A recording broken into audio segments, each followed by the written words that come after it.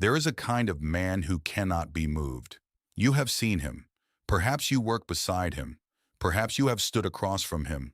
When everything collapses, when the storm tears through, when the ground shifts, when everyone around him begins to fracture, he is still. Not because he feels nothing, but because he has become something most men never dare to become. And today, you are going to discover how ancient Chinese warriors built this quality 3,000 years ago, and how you can do the same. Stay with me, because by the end of this, you will understand not just how these warriors were built, you will understand why you have not yet built yourself, and what it will cost you to begin. Chapter 1. The Historical Authority. The General Who Burned His Ships. 2,500 years ago, a Chinese general named Xiang Yu crossed the Jiang River with his army to face an enemy force 3 times his size. His men were exhausted. The enemy was fortified. By any rational calculation, retreat was not only wise, it was necessary. That night, after his soldiers made camp on the far bank, Xiang Yu did something that no one expected. He ordered the boats burned, every one of them. Then he ordered the cooking pots smashed. His commanders thought him mad. His soldiers stared at the rising smoke with fear pulling at their throats. There was no going back. There was no way to cook a slow meal and wait for a better moment. There was only forward or death. What happened next has been studied by military strategists, philosophers, and leaders for millennia. Xiang Yu's army won 9 consecutive battles. They fought with a ferocity that defied all logic, because the logic of retreat had been physically removed from the world they inhabited. Sun Tzu wrote about this principle in The Art of War. He called it placing your soldiers on deadly ground. He wrote, "Soldiers in a desperate situation lose the sense of fear. When there is no way out, they will fight to the death." But here is what most people miss about Sun Tzu's teaching. He was not writing only about armies. He was writing about the architecture of the human mind. Sun Tzu understood something that modern psychology is only now beginning to confirm. When the brain believes escape is possible, it does not fully commit. It holds something back. It keeps one eye on the door. But when the door is gone, when the boats are ash on the river, the mind reorganizes itself entirely around one purpose. This is the principle at the core of every unbreakable warrior in Chinese history. Not talent, not perfect conditions, not endless willpower. Elimination of the retreat. And there is a reason this principle has survived 3,000 years. Because it works. But there is a catch. And understanding the catch is what separates the men who try this and break from the men who try this and transform. Chapter 2. Engagement Bridge. The question that changes everything. Before we go further, I want to ask you something, and I want you to answer honestly, not to me, but to yourself, where no performance is required. Think of the one thing you have started and stopped more times than you can count, the discipline you reached for and released, the version of yourself you almost became before something pulled you back to the familiar. You know the thing I'm describing, we all do. Now ask yourself this. Did you fail because you lacked the tools? Or did you fail because some part of you always believed that stopping was still an option? If what I am about to share with you lands the way I believe it will, drop a comment below with one word. The one thing you are done retreating from. One word. Let this be the moment the boat begins to burn. Because the ancient Chinese did not believe that transformation was a matter of accumulation. They believed it was a matter of severance. And the man at the center of this teaching, a man I will call Wei, learned this the hardest way possible. Chapter 3. Wei and the Weight of Open Doors. Wei was 34 years old and had become an expert at starting over. Not the noble kind of starting over, the kind that wears the mask of wisdom but is really just a well-practiced escape. He had left 3 careers at the exact moment they required something real from him. He had ended 2 relationships the week before vulnerability became unavoidable. He trained hard every winter and disappeared every spring. His life was a museum of almost, and he was exhausted by it. Not physically. He slept fine. He was exhausted in the way a man becomes exhausted when he has spent years running from a fight he knows he will eventually have to stand in. The morning everything changed. Wei was passed over for a role he had prepared for, or believed he had prepared for 2 years. His hands trembled as he read the message, not from anger, from recognition, because somewhere beneath the story he told himself, he had always known this moment would come. He had always felt the soft ground beneath his carefully constructed life. That afternoon, drowning in the particular silence of a man who has run out of excuses, Wei found an old copy of the Tao Te Ching given to him by his grandfather years before and never truly read. He opened it to a line that struck him like cold water. Lao Tzu wrote, "Knowing others is wisdom. Knowing yourself is enlightenment. Mastering others requires force. Mastering yourself requires strength." Wei read it 3 times. Then he asked himself the question that would rearrange his entire life. What would I do if I were not allowed to stop? Not what would I try, not what would I attempt. What would I do if stopping, if the retreat, simply did not exist as a choice? He did not have an answer yet, but for the first time in years, he was asking the right question. Chapter 4. The Principle of Absolute Severance. The first teaching Wei encountered came from the Shaolin tradition, a principle so simple it sounds almost foolish until you try to live it. The monks called it Ju, severance, not reduction, not moderation, severance. The Shaolin masters did not teach their students to resist temptation. They taught them to eliminate the conditions that made temptation possible. A monk who struggled with distraction did not try harder to focus. He removed everything from his cell that was not essential. A monk who struggled with impatience did not practice patience. He chose tasks so long and so repetitive that impatience had nowhere to land. They were not building willpower. They were redesigning the terrain. Wei began small. He did not try to rebuild his entire life in a weekend. That would have been another performance. Instead, he made one commitment. Each morning, before he spoke to anyone, before he opened his phone, before he gave the world any piece of himself, 100 breaths. Eyes closed, spine straight, total stillness. Not meditation as relaxation, meditation as confrontation. The first morning, he lasted 40 breaths before his mind dragged him elsewhere. He counted from 1 again. He reached 100 on his 7th attempt. He did not congratulate himself. He simply did it again the next morning. A Zen master once said to his student, "You meditate for 1 hour and call it practice. The monk who cannot afford to stop, he has found the practice." Wei began to understand this. The days he felt he needed it least were the days he guarded it most fiercely. Because Ju is not a technique for when you feel weak. It is the architecture you build before the weakness arrives. He built it breath by breath, and he did not stop. Not when he traveled, not when he was ill, not when the reasons to skip were perfectly reasonable, especially not then. Because the moment you negotiate the non-negotiable, it is no longer non-negotiable.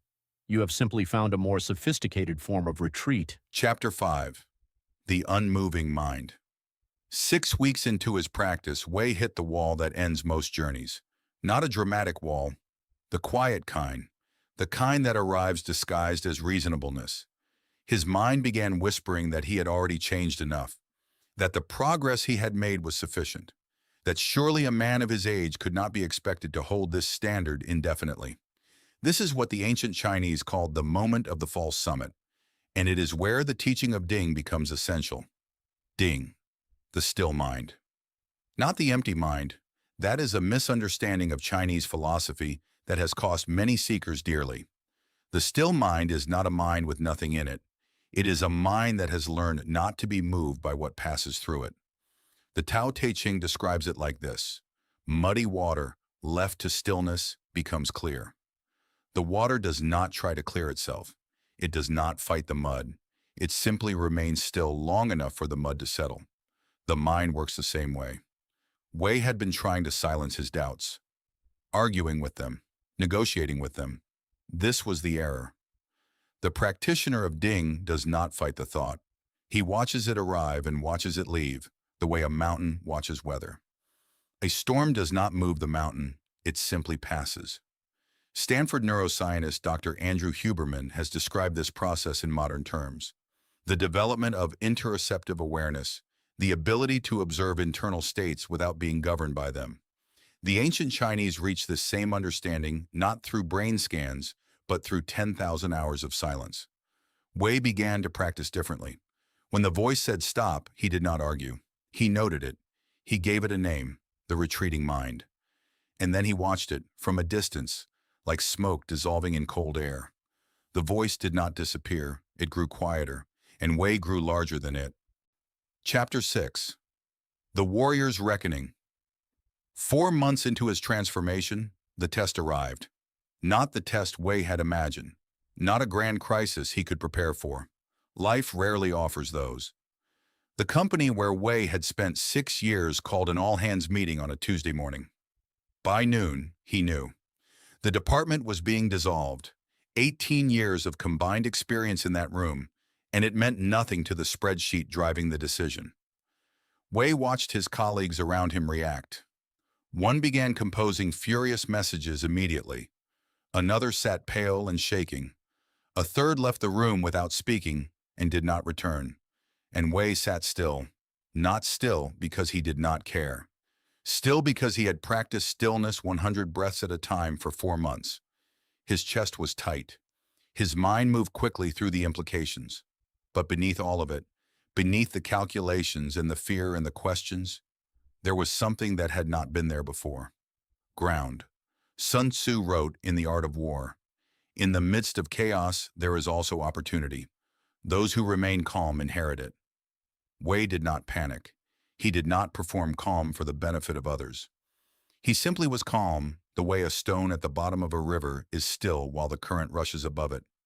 He spent that evening not sending desperate messages, but clarifying, with brutal honesty, what he was actually good at and what he actually wanted to build. Within 3 weeks, he had 3 conversations that each led somewhere real. Within 6 weeks, his path forward was not only clear, it was better than the one he had lost. But here's the thing about the reckoning that Wei understood only afterward. The opportunity did not come because he networked correctly or phrased his messages perfectly. It came because the people he spoke to could feel that he was not desperate. And a man without desperation in a room full of desperate people is a rare and magnetic thing. Chapter 7. The Strategy of Non-Force. Here is the paradox that the Tao Te Ching places at the very center of its teaching. And it is the paradox that separates the men who grind themselves into dust from the men who build something that endures. Lao Tzu wrote, "The usefulness of a pot comes from its emptiness. The usefulness of a window comes from the space it frames." Water does not attack the stone. It flows around it, beneath it, through the smallest crack. And over 10,000 years, the water wins. Every time. The ancient Chinese called this Wu Wei, often translated as non-action, but this translation misses everything. Wu Wei does not mean passivity. It does not mean waiting and hoping.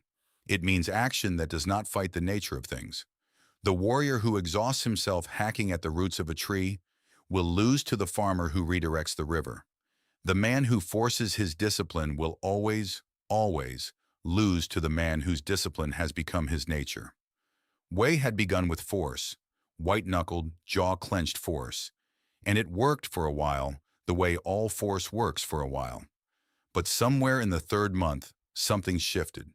The practice no longer felt like a battle he was fighting. It felt like a river he was flowing within. He was not doing his morning stillness anymore. He was a man who was still in the mornings. You are not your effort. You are your nature, and nature is built slowly, through 10,000 small moments of choosing the path, even when the retreat is available. The ancient masters did not admire the warrior who fought hardest. They admired the warrior who reached a place where fighting was unnecessary, where his presence, his rootedness, his absolute commitment to his path meant that the battle, in many cases, had already been decided before it began. Chapter 8. What transformation costs? There is something no one tells you about genuine transformation, something the self-improvement industry will never advertise because it does not sell. When you change at the level of identity, Not behavior, not habit, but who you fundamentally are. Some people will not celebrate it. They will be disturbed by it. Wei noticed this first with people he had known for years. Old friends who had bonded with him, partly over shared complaints, shared mediocrity, shared permission to stay small. When he stopped complaining, the conversations felt different. When he stopped being available for the familiar routine of mutual retreat, something shifted in those relationships. Some grew quiet, some grew distant. One friend told him bluntly, "You have changed." He said it the way you might say someone had developed a troubling habit. Wei sat with this. He found it in the Tao Te Ching, as he found most hard truths now. Lao Tzu wrote, "When the student is ready, the teacher appears. When the student is truly ready, the teacher disappears." The hardest part of the path is not the early discipline. The hardest part is continuing when the people closest to you are made uncomfortable by the person you are becoming. There is an old Chinese parable about bamboo. When bamboo is planted, it shows no growth above the ground for 5 years. For 5 years, the farmer tends soil that appears empty. He waters roots that give him nothing visible in return. And then, in the 6th year, the bamboo grows 90 feet in 60 days. Not because something suddenly changed, but because all that time, unseen, underground, the roots were becoming unbreakable. Wei understood he was in the root years. The visible rewards were modest. The internal architecture was permanent. And he understood now what Xiang Yu's soldiers had understood standing before the burning boats, that the most terrifying moment of any true commitment is not the moment of failure. It is the moment you realize there is no way back to who you were, and you choose to keep walking anyway.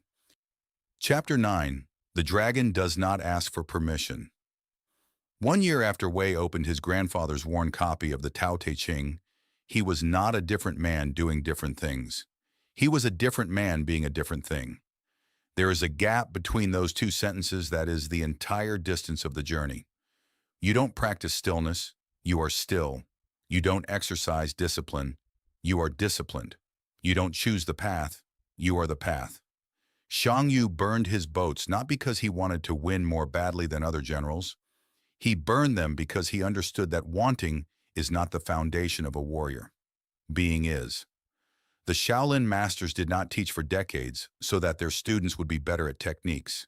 They taught until the technique disappeared and only the master remained. This is the ancient Chinese understanding of transformation that the modern world has traded for motivation graphics and 90-day programs. Real change does not happen in 90 days. Real change happens in the moment a man decides, truly decides, with the boats burning behind him, that the version of himself who retreats is gone. That man is not coming back. And here is what that costs. Comfort, certainty, the approval of people who are comfortable with your limits. Here is what it earns.